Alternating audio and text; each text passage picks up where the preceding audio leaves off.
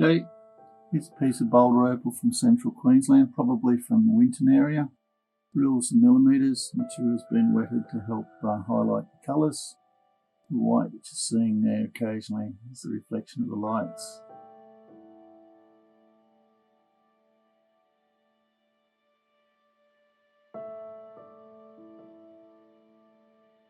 Oh, this picture type stone.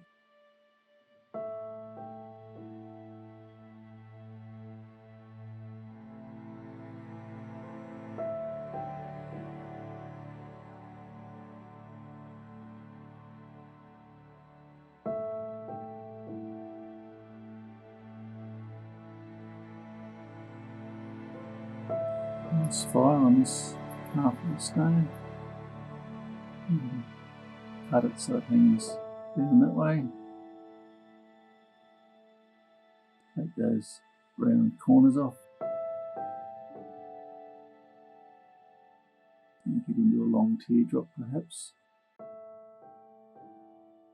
Material's quite reasonably hard material, so it should polish up well. With that, I hope you've enjoyed looking. Cheers.